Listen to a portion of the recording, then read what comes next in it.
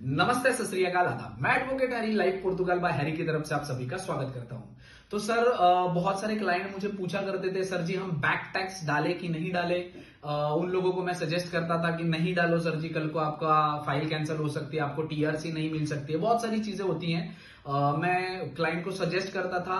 क्यों सजेस्ट करता था, उसके लिए मेरे पास प्रूफ है आज।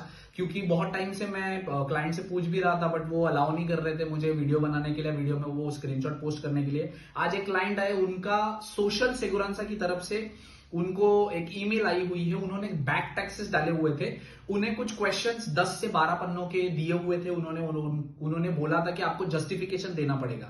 बहुत से सिक्योरेंसा के ऑफिसर होते हैं, फिनेंस के ऑफिसर होते हैं, वो यूजुअली आपको बुलाते हैं कि आप यहाँ पे आए ऑफिस में और इतने बजे आके आप जस्टिफिकेशन दो, जो आपने टैक्स डाले हुए हैं वो कैसे डाले हैं, किस कंपनी से डाले हैं, कैसे डाले हैं, वो सारी जस्टिफिकेशन मांगते हैं। सो बेसिकली आज मेरे पास वो स्क्रीनशॉट है जिसका मैं आपको बता सकता हूं कि एग्जैक्टली क्या है।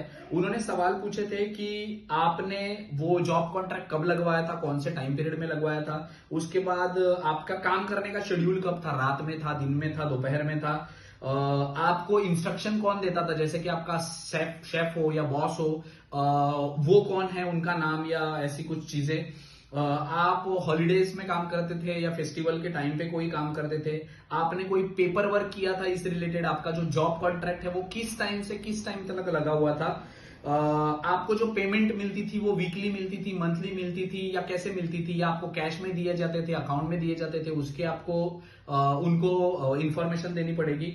आपको पे स्लिप दिया हुआ है, उन्होंने जॉब कॉन्ट्रैक्ट देते हैं, आप टैक्सेस डालते हो तो उसमें आपको वो भी शो करने होते हैं ना कि आपको सैलरी स्लिप मिलती है हर महीने, मिली है या नहीं मिली है। फिर आपके साथ कोई और भी कलीग काम करते थे उस टाइम पे जब आप काम करते, तो कोई विटनेस दे सकते हो या नहीं दे सकते हो।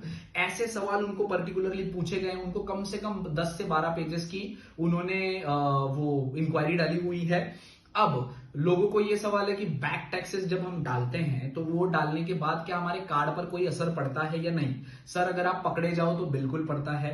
मैं इस चीज को सपोर्ट नहीं करता कि आप बैक टैक्सेस डालो। यहाँ पे बहुत सारे लोग हैं जो कहते हैं कि सर जी, वो लोग बेसिकली उन्हीं लोगों को टारगेट करते हैं जो कंट्री के बाहर बैठे हैं। उन्हें टीआरसी का लालच देके वो कहते हैं कि सर जी बैक टैक्स पवा लो, हम डाल देते हैं, आपका टीआरसी कार्ड मिल जाता है। बट आप बी अवेयर कि ऐसे लोगों को आप पैसे देकर आपके बैक टैक्सेस डालते हो, उसमें प्रॉब्लम आपको ये आ सकता है कि आपका कार्ड है, वो टीआरसी कार्ड का प्रोसेस कैंसिल हो सकता है, वो रिजेक्ट कर सकते हैं आपका जो एप्लीकेशन है टीआरसी कार्ड का, आपको वो बैन कर सकते हैं 1 या 2 साल के लिए। बहुत सारे क्लाइंट के ऐसे हुए भी हैं हाथ से, बस उन्होंने कंफर्मेशन नहीं दिया था, इसलिए मैं वीडियो नहीं बना रहा था ताकि आपको मैं प्रूफ दे सकूं। अभी मेरे पास है प्रूफ, तो मैं आपको ये वीडियो बना के बता रहा हूं।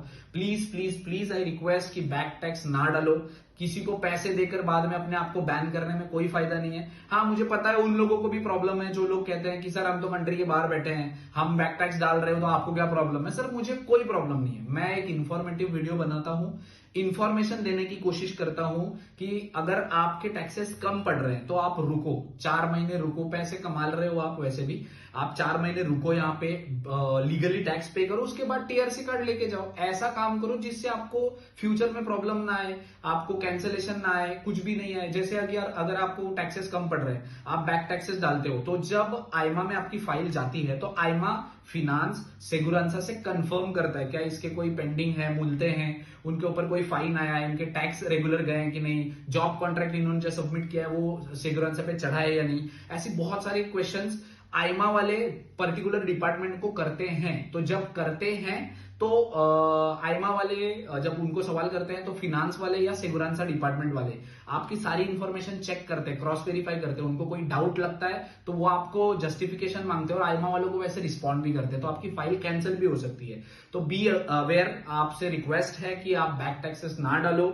बहुत सारे लोगों को प्रॉब्लम होती है, कैंसिल हो जाती है, इसका हल नहीं होता है। आप गलत तरीके से कोई चीज करते हो तो आप लीगली कोई एडवोकेट करके, जज करके, कोर्ट केस करके आप इसमें कोई भी हल नहीं ले सकते। तो ये सवाल ही आपका पूछना गलत है, सर इसमें कोई हल है या नहीं है। नहीं है सर जी। अगर आप बैक टैक्सेस डालते हो, चोरी आप कर रहे हो, अगर पकड़े जाओ तो आपको सजा मिलनी ही मिलनी है। ये नेगेटिव आपको लगता है, बहुत सारे वीडियो के नीचे कमेंट भी करते हैं सर आप नेगेटिव करते हो। सर मैं इंफॉर्मेशन देने की कोशिश करता हूं पॉजिटिवली कि आप इन चीजों से बचें। पैसे वहां पे भी दे रहे हो बैक टैक्सेस पवा के और फिर बैन भी हो रहे हो, तो फायदा क्या आपका पैसे देकर, समझ रहे हो आप। तो बेहतर होगा कि आप यहाँ पर रुक कर आपके टैक्सेस पे करो और सारी चीजें लीगल तरीके से करो। आपको कार्ड लेने से कोई भी नहीं रोक सकता, 100% आपको कार्ड मिल ही जाएगा। रेस्ट अगर आपको इस रिलेटेड कोई भी इंफॉर्मेशन चाहिए होगी, हेल्प चाहिए होगी, क्वेरी होगी, तो आप वीडियो के नीचे कमेंट कर सकते हैं। Advocate Harry is always there for you. Thank you so much.